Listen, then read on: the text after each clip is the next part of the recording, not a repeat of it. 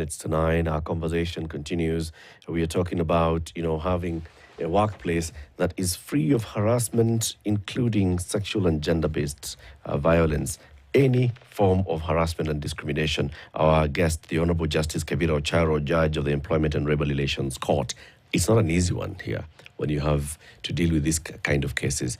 Maybe at some point you'll tell us, some of the kind of different cases that come before your court, and when you look at them, how you see the merits and demerits, and then how you'd like to caution employers and employees to think about the kind of things that are happening in their workplaces. What kind of culture do you have in your workplace that then allows this kind of harassment to happen?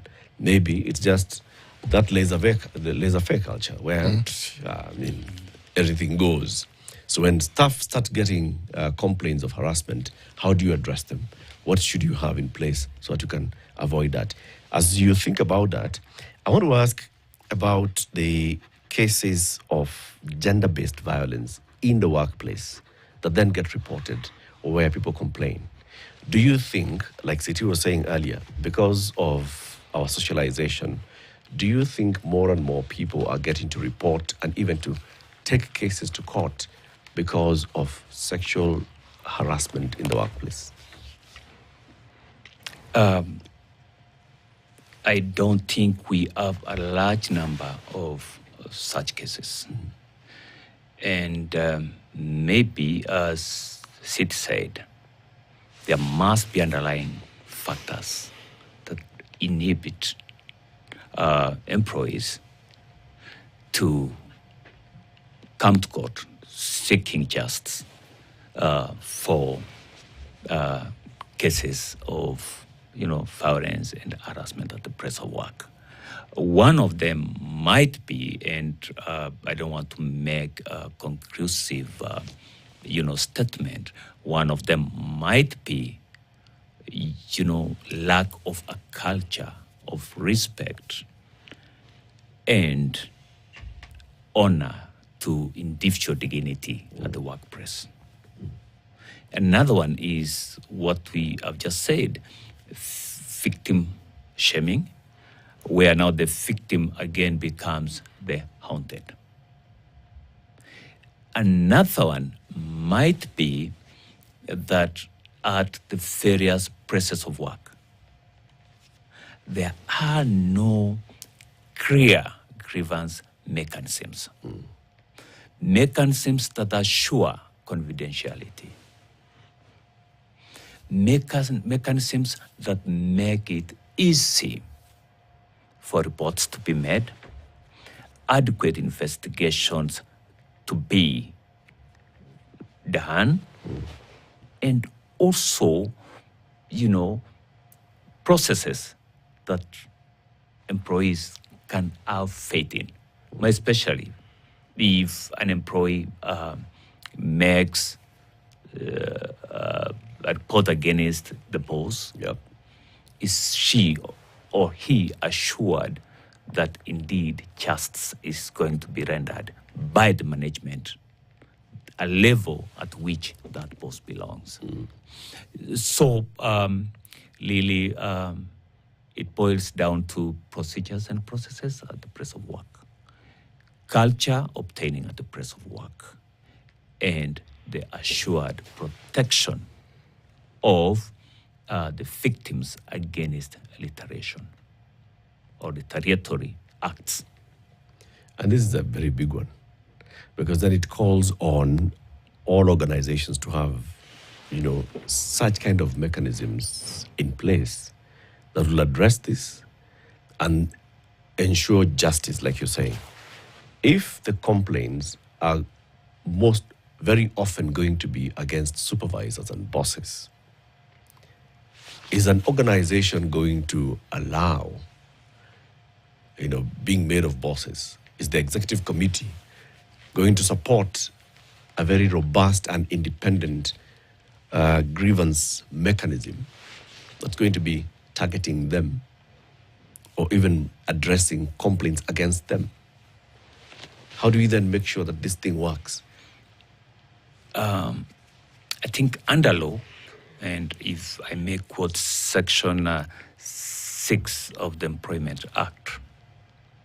It's a requirement, and more specifically for employers who have more than 20 employees, to have a policy that addresses violence, harassment, including sexual harassment at the place of work. So because it's a statutory imperative, then they don't have a window to run away. For if they did, there is a penalty. I see. And if an employee suffers harassment because there was no appropriate remedy at the place of policy at the place of work, then the employer can be sued for compensation for the damage that arose out of, the lack of that policy, because it appears then that it is condoning violence and harassment at the place of work. Does the law prescribe what the policy should say? Yes. It clearly sets out what the policy should say. It has to have a definition of harassment, for instance. It has to provide a procedure for making a report. It has to give a stipulation assuring confidentiality, and it has to set forth how the proceedings as regards the grievance have to be conducted, and lastly, how do you communicate the verdict out of the proceedings as regards the grievance. Everything you've said makes sense, but is it also a requirement by people who have employees to ensure that the employees understand these things? Because we can say it's mandatory to have, for instance, a policy that deals with these matters, and it is imperative for them to have it. But what about the need for those who are supposed to benefit from it, their consumption of it? Is it mandatory to ensure that they are walked through it, or steps are taken to ensure that they actually know what it is that this particular document contains? If we have to have an ideal policy at the workplace, common sense and practice demands employee involvement. A thing that we commonly call employee participation, because this policy is going to affect their lives, it's going to affect their careers, so they must be involved and they must understand it. And what happens at most workplaces, there is continuous training. There are materials that are disseminated to employees so that they are brought to speed as regards policies that are in place, policies that keep on, coming on board at the workplace. And even your employment contract should state policies that are in place and have those policies attached.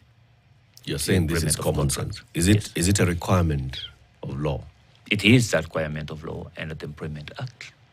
That the employment contract should also mention the policies that are available. And that there should also be onboarding of staff and explaining of what the policies contain and stipulate.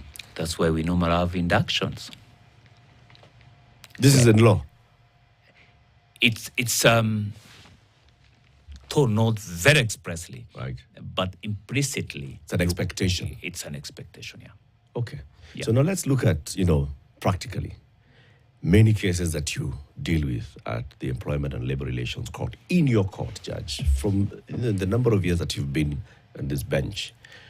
What would you say is, when it comes to, these workplace grievances, is the higher number of complaints that come before you? Is it on verbal harassment or sexual and gender-based violence and kind of harassment, What would you say constitutes a bigger portion? The bigger portion is sexual harassment and gender-based discrimination, which somehow goes hand in hand with violence and harassment at the place of work. Mm-hmm. Yes. And from listening to the various cases, what comes to your mind? Is it a blatant abuse, or is it abuse for lack of knowledge or for ignorance of the law? I think for me, the starting point should be that we should have an elaborate statute speaking specifically to violence, harassment, including gender-based harassment at the place of work. Then we should have serious enforcement of the requirement that employers should have policies at the workplace speaking to violence and harassment at the workplace. Are you saying that the Employment Act currently is not sufficient? When you look at, for example, the fine that is attached to the default in, having a workplace policy on the items that we have spoken about, really 50,000. It's a pittance. Okay, I'm not. It's not a deterrent. Yes, it's not deterrent. That's what I can say. Especially because of the gravity Yes. of what we are talking about. That's correct. But again, you find that out of ignorance, people are not filing these cases. Okay. So would it then be better to amend the Employment Act to factor in all this feedback? Or would it be better to have a separate piece of legislation that it's dealing with employer harassment at work? Which is better? Have another new legislation? I think a better option could be where we have, all those stipulations under one roof, under a single act, just like countries like Denmark have done. Okay. Yes. So many of the cases that you see coming before court are with regards to gender-based discrimination or gender-based violence. Which gender is mostly affected?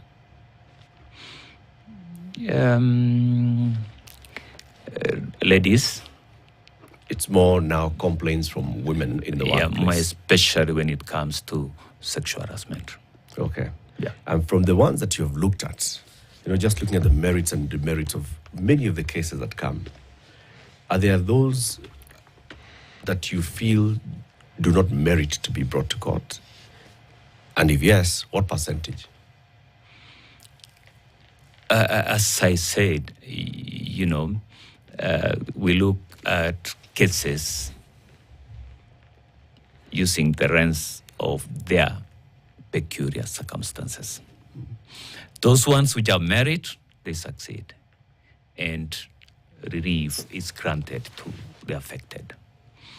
Those ones which are destitute of any merits, they are dismissed as an adoption. Where I'm heading with this is I want you to tell us whether from what you see, sitting at the bench and looking at all these matters that are brought before you, do we have a problem of gender-based violence at work or gender-based discrimination at work? Oh yeah, I said this is a global issue that we must be real with. And that's why I have said that there are those cases which succeed. That shows what? It's a statement to the fact that there is in existence that problem of harassment at the place of work, violence at the place of work. And I've said again that on the other hand, there are those cases that you find are frivolous, just brought to court for, whatever ulterior motive. And those ones, they fail after being interrogated. Or put it in another way, they get dismissed. Let me try and ask what he has asked differently. You mentioned that you get the number of complainants that are present in this subject matter tend to be women. Two-pronged question. Are we therefore suggesting that men do not complain or the numbers are very few? Or does the number of women who complain speak of an inherent problem that is on the increase and that, or what we're seeing is merely a tip of the iceberg? I think maybe because of the inhibiting factors that we mentioned about earlier on, men are not coming out, to complain. For instance, and I don't want to be judgmental, it would be somehow difficult, owing to our culture, for a man to come out and say, hey, Lady X is sexually harassing me. Isn't it? Yep. We are Africans. Yeah. It's frowned upon. It's frowned upon. You'll be deemed as a lesser man, so to speak. So how can we do to encourage greater awareness of all these issues and rights in the workplace? Yeah, for us, as the court, I think we continuously have conferences, continuously have engagements with our court users committees. We have conferencing with advocates through the RSK so that awareness is created. For instance, as from 16th to 17th of this month, we are having a symposium organized by our court at the Nairobi University, where this issue shall be canvassed in detail, where we are going to discuss on Convention number 190. And maybe it's imperative for me to state that that convention, as much as it is a game changer when it comes to elimination of violence and harassment at the place of work, has not been ratified by Kenya. But there is that intention, because what is happening currently is public participation, so that Kenyans will speak to as to whether we are going to ratify that convention or not. So this is on Monday next week. Monday next week. The 16th of September. Oh, sure. Is it open to the public? It is open to the public. We have invited stakeholders, scholars, advocates, officials from government agencies, including the Council of Governors. They will be speaking, Teacher Service Commission, Public Service Commission, and FKE, Pt2. You can see how proud, the attendants are going to be. And the International Labour Organization is sending 3 experts, 2 from South Africa, and 1 will be online from Geneva to participate in the symposium. What are the experts in? Labour law matters, yes. So why? And of course, conventions are generated by ILO, so they are experts in ILO conventions. Okay. Yeah, so we are really going to benefit quite. You said Kenya is yet to ratify this one. Yes, it's in the process. What does that process entail? The process entails there is public participation, because this is a thing that is going to be law, courtesy of our constitution, because for every treaty ratified, it becomes part of our law. Yeah. So Kenyans must participate, weigh the pros and cons of having this convention as part of our law. So there are those engagements initiated by the Minister of Labour. Once we are comfortable that it's a convention that we must ratify and therefore that must become part of our law, then there is a communication to the ILO headquarters, or Director General of ILO, to the effect that our country is ratifying the convention. And after sending that intention and acceptance to ratify, then it becomes an effective treaty binding us a year after the date of ratification. Okay. So Monday, the 16th at, what's the venue? Nairobi University. At the University of Nairobi. Yep. This will take place.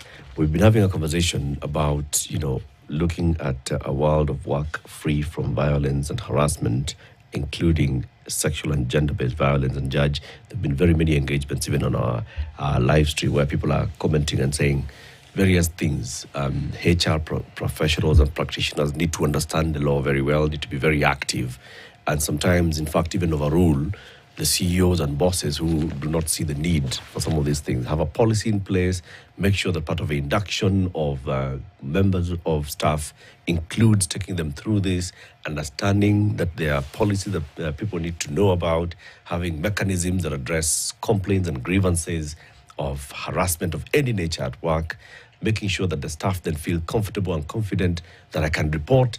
It'll be kept in confidence, it'll be addressed judiciously, but also fairly. It's a big one. It's a big one, but it's a culture that is developing and will develop. And we thank you very much, Judge, for joining us today. Thank you so much. It was a pleasure being here. It's a pleasure having you in the studio again. All right, thank you. We look forward to having the Honorable Justice Kebira Ocharo, who is the judge of the Employment and Labor Relations Court, back in here. And of course, next time we'll open up the phone lines. Let people ask you. There are very many people who always have questions, especially on labor matters. This is a new field that people are feeling, I want to understand more. Keep it here for more conversations coming up in the next hour. Good morning, 9 a.m.